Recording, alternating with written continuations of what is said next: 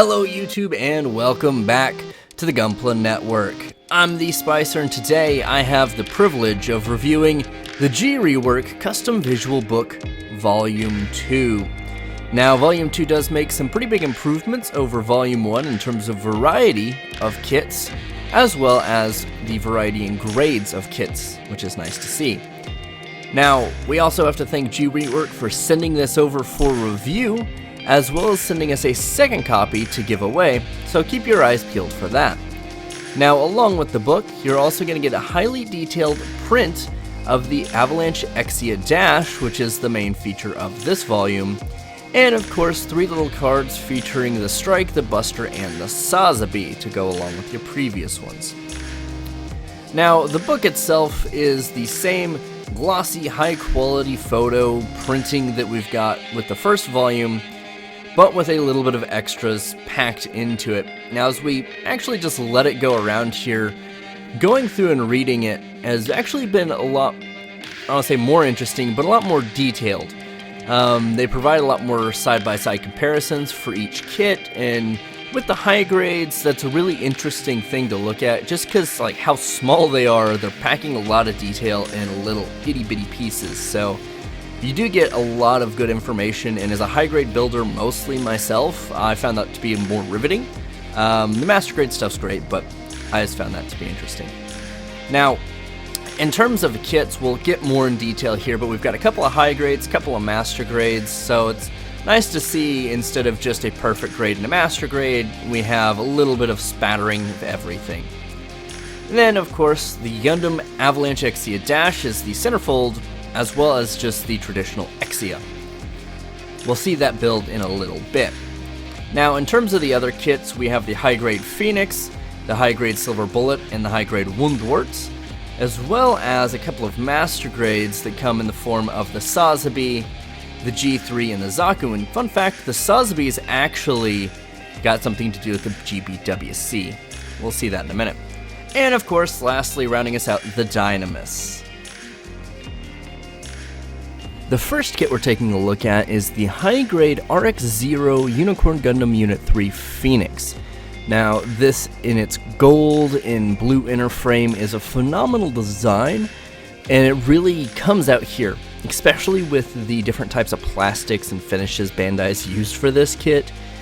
It's not come across as, I would say, not cheesy. So, seeing it done here in such a nice, consistent finish really does make that gold more of like a Hyakushiki vibe versus really cheesy gold plating. So that's nice to see.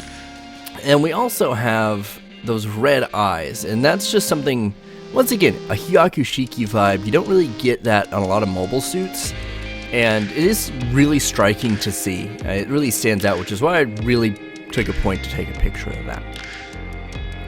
Now we also have the Silver Bullet Suppressor from Narrative with the arm replacement gimmick, and well, in this picture it doesn't look like a lot has changed. A lot of detail has went into this, especially for it being a high grade. We get a little bit more here. You see some of the panel lining and some of the sculpting done on the shoulders and the torso. The head still looks phenomenal. That's definitely one of the biggest points of the Silver Bullet Suppressor.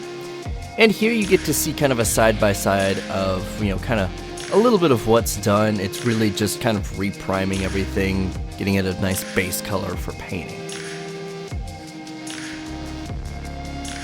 Now, one of the nifty things that they've done here that they didn't really do in the first volume is add extra tutorials like this, where you can see what different types of methods you can do to panel line skirt armors. We also have panel lining in general, and the Master Grade RX 78-2 Origin version is a phenomenal example, and they even go in such detail to tell you the different sizes of the panel lines, which is really unique. You don't see that in a lot of places. You just say, oh hey, it's panel lined. They don't break it down to 1mm, 0.6mm, 0.15mm to just those really fine details. So it's nice to see it here.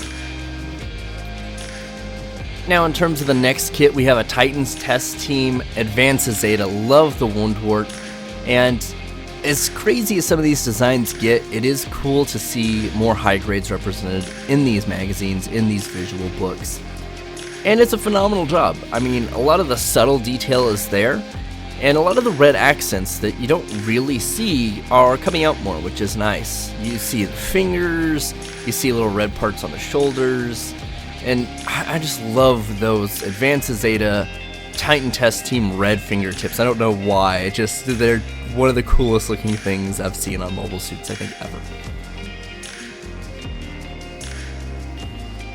Now, the GBWC Korea Open winner, the Sanaa Twist of Fate, is cool because not only is the Sanaa a great design to work with to begin with, it takes a next step and adds the big Sanaa with the little Sanaa, and I tried to do a setup like this, and this kind of works because it's more the centerfold, but a lot of the later pictures I couldn't get set up like this just because like it's too unbalanced. But the Sanaa is so nicely detailed. I mean, just look at the shoulders, look at the thrusters, so well done. I love this design. Now, one of the more unique versions of this is a very realistic take on a Zaku 2, where the right arm has been replaced by some heat axes and a couple of other weapons, maybe even a beam saber in there. And the shoulder armor is actually like gonna have like rungs on it for storage or climbing, and it just gives you those kind of like real world Zaku vibes. Now the G3 is a great take on a classic. The color scheme is really nice, it's very dull, very muted, but it still brings another side to the RX-78 that we don't really see anywhere else. And just the gray with this dark kind of navy gray black color, and then the blue, I don't even know what other, just like a light blue color, really mixes nicely.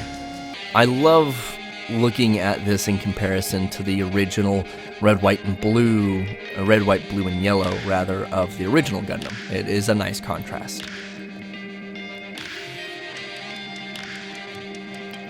And then, of course, we have the Exia, especially since the Exia Avalanche Dash is kind of the mainstay of the rest of this book.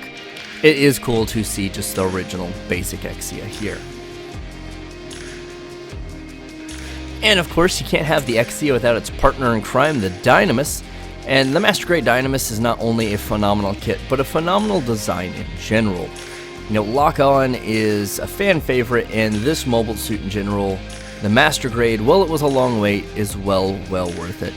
It's phenomenal, and this here takes a lot of the white out of this design and replaces it either with a hunter green or a gray dulcet tone, and it gives you almost kind of more of a specialized mobile suit look as opposed to a traditional Gundam look. The hunter green really gives it almost kind of a camouflage blending in feel, but not a lot of the details lost, so that is a really nice thing to see in a mobile suit like this, especially in a custom paint job.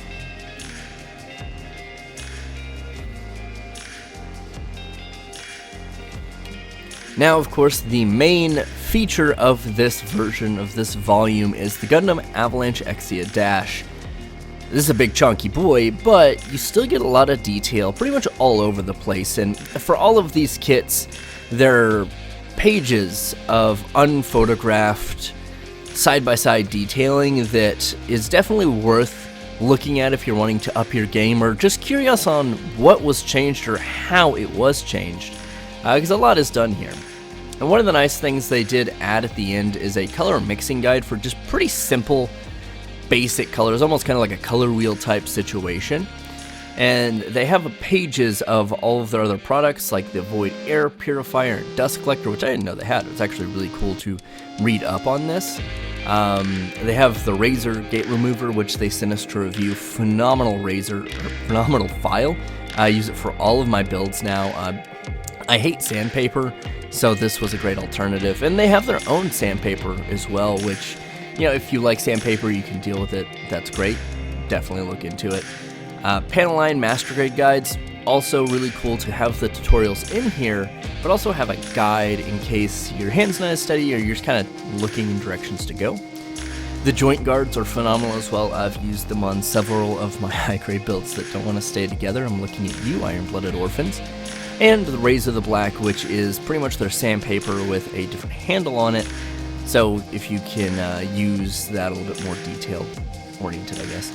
They also have etching parts. Master Grade Double Zeta is a good example. They also have a couple of other ones, such as the Core Fighter, which is cool because you get like the little staircase out of the Core Fighter and a little like work desk, which is neat. The Sanaa waist joint. Really, a lot of these kits, it's kind of essential to have something like this just because the weight issues are pretty significant. Master Grade Freedom has a hip joint rather, I guess would be metal there. The Master Grade Jagan has etching parts, which is really nice. You can see, especially this picture, a lot in the visor, a lot in the torso. And of course, we'd be remiss without mentioning the Sanaa having its own metal gold plating, which really for those sleeves decals are super important. But that has been this review. Thanks for stopping in, guys, and of course, as always, keep on building.